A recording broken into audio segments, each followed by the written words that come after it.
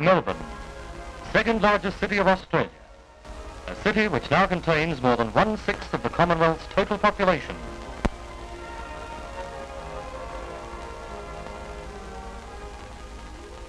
Melbourne is the cultural, business and administrative centre of the state of Victoria, and 60% of the people of the state live within its boundaries. Melbourne's port handles more overseas shipping than any other port in Australia.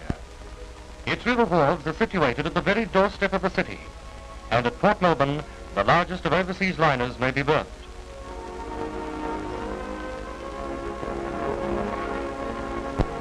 Melbourne's airport is the Commonwealth.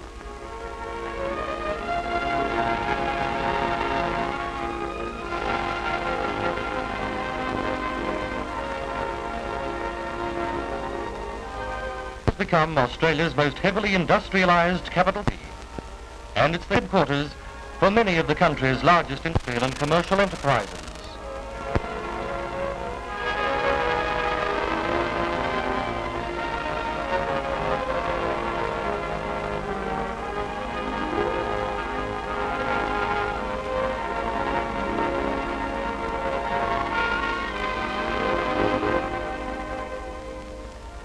Because of the wisdom and enterprise of its early settlers, Melbourne is also a gracious and beautiful city. Those first citizens planned their town with foresight and vision, laying out wide streets and spacious parks and gardens. The city's pioneers endeavoured to make certain that there'd be breathing space in a new world which would be of their own making. So they planned wisely, and as far as they were able to see, adequately for the city's future expansion. Those founders of the city more than 100 years ago could not have visualized that one day their town was to become a vast metropolis of 1.5 million people.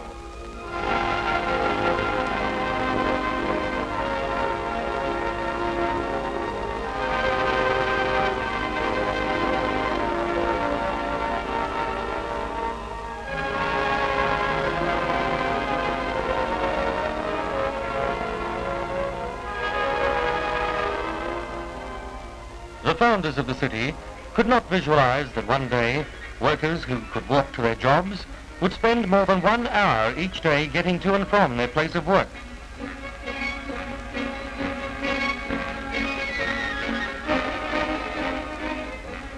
That trams would be unable to handle the peak hour crowds.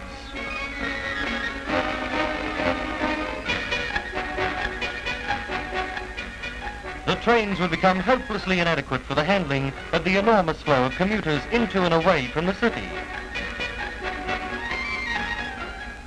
And, with the coming of the motor car, the original wide streets would become incapable of handling the ever-increasing traffic flow.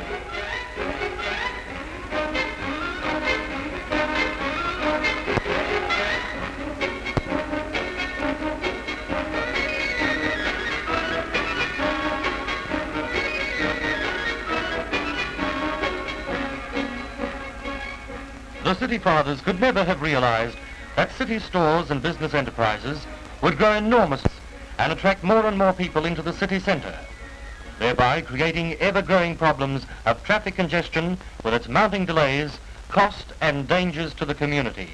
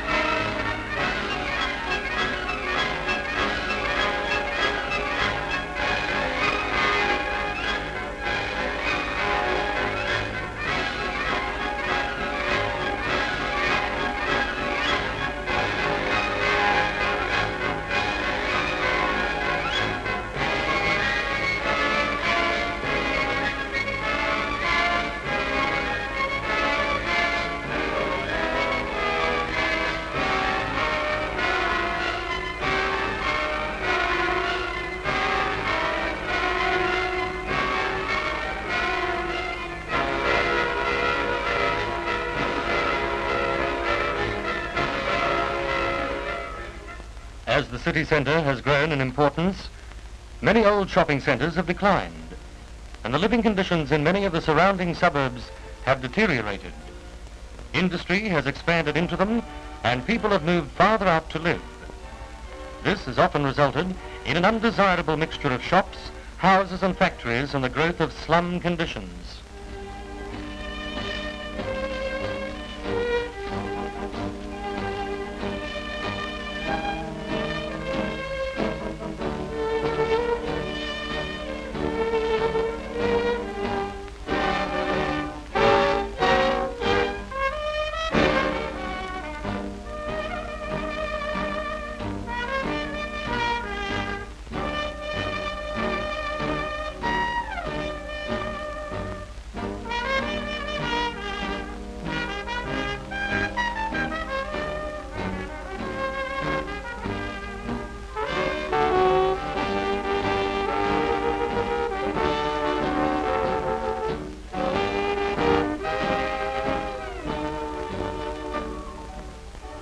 As the population of Melbourne has increased, new suburbs have constantly developed further and further out from the city centre.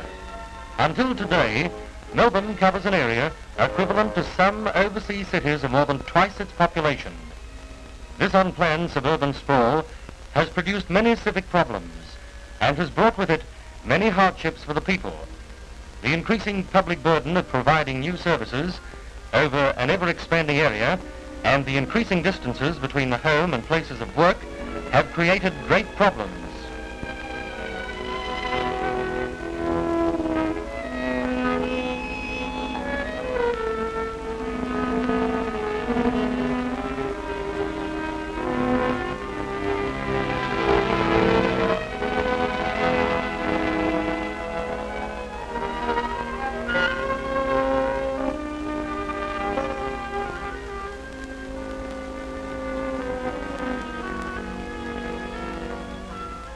The occupiers of these houses are fortunate.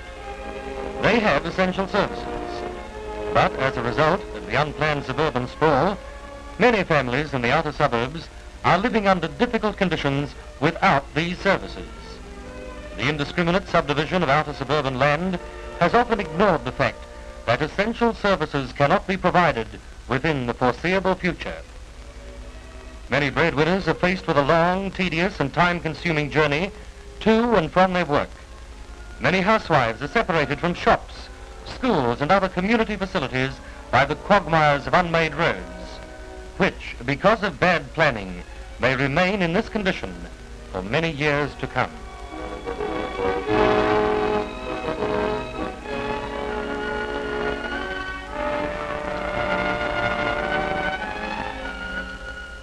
This rapid and haphazard growth has also brought other community problems, that of providing adequate schools and playing fields where they're most needed.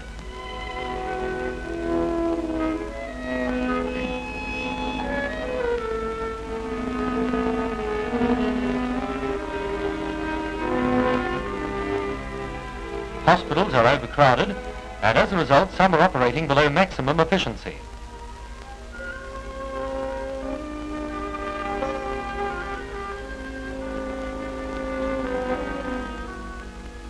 Industrialists and businessmen have been faced with the growing problems of where best to secure suitable factory and shop sites.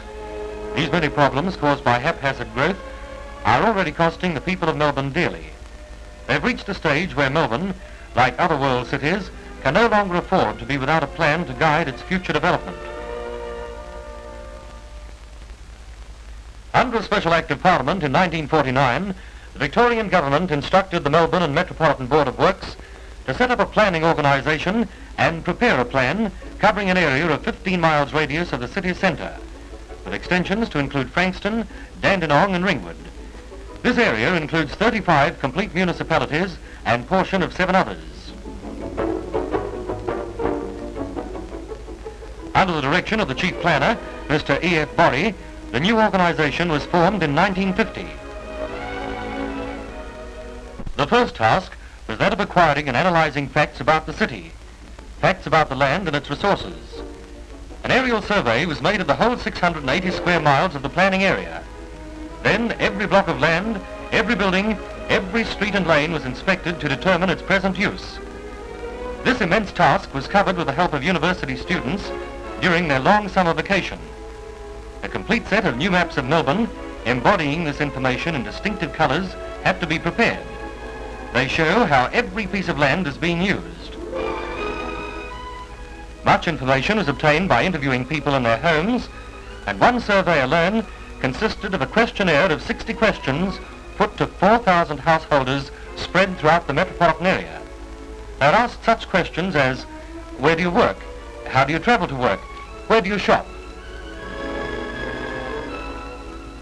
The interviewers visited offices, factories and shops during their study of the activities of the people themselves to determine their likely future needs. The surveys covered such diverse fields as size of future population, the requirements for industry, housing, shopping, public utility services, road communications, health, culture, education and recreation.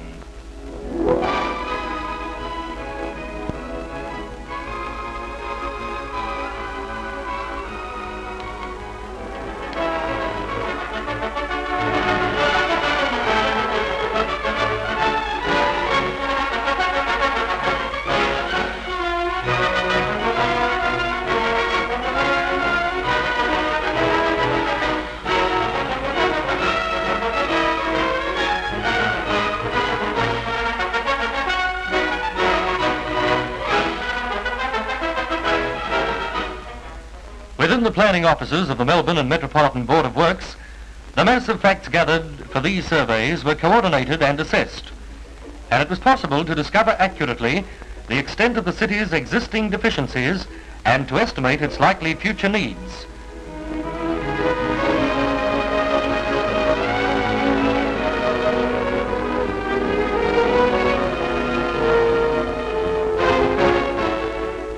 Many striking facts were revealed. For instance, over the past 50 years, 2/3 of the population increase has settled in the eastern and southern suburbs. Half the families of Melbourne own their own home. Only 6% of the families live in flats. Nearly half Melbourne's workforce is employed in industry. 60% of factory jobs are located within 3 miles of the GPO. Melbourne housewives purchase 97% of their food in the suburbs, but more than half lecture in the city. 68,000 head of livestock are killed each week to supply Melbourne with meat. The city will need to provide for twice the number of secondary school children within the next 15 years. 2/3 of Melbourne's hospital beds are within 3 miles of the GPO. More people play tennis than any other field sport. Nearly £100 million is spent every year in the metropolitan area on road transport alone. Having thus established an accurate picture of the metropolis, its present problems and likely future needs, the Melbourne and Metropolitan Board of Works was then in a position to prepare a plan to guide Melbourne's future development. A plan in which all land will be reserved for the purpose it's best suited. A plan whereby places for living, for working and for recreation are properly coordinated. A plan which can bring an end to haphazard growth and establish a rural zone around the city. A plan that will reserve land for the roads necessary to relieve traffic congestion and ensure the free movement of traffic between all parts of the metropolis. A plan that would, by eliminating bottlenecks and bypassing congested areas, enable attractive living areas to be located. A plan where homes can be economically provided with essential services, free from unnecessary through traffic. A plan that will provide for a better distribution of industrial areas, in labour and the community at large. In short, a plan capable of achieving will enable the city to fund more efficiently. The Melbourne and Metropolitan Board of Works has prepared such a plan. Whether or not this plan will now be carried out will rest finally upon the people of Melbourne themselves. The model makers are bringing the master plan for Melbourne to life so that all can see for themselves what the plan can do to make Melbourne a better city in which to live. This is the future plan for St Kilda Junction, and every one of Melbourne's serious bottlenecks has also been studied by the planners. Here are some of the better aspects of the city of Melbourne. Streets and homes which already set a pattern for the future. We of the present generation inherited a well-planned city, but we have neglected our responsibilities, with the result that we have gradually lost control. It is vital for the future of the city that every citizen should concern himself with the details of a master plan for Melbourne.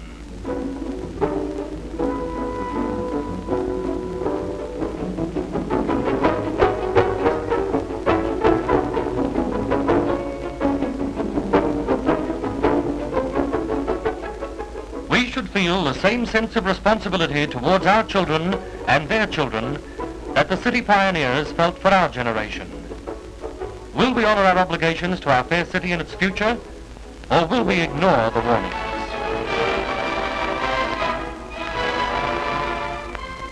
A wise plan has been created. Will it receive your support?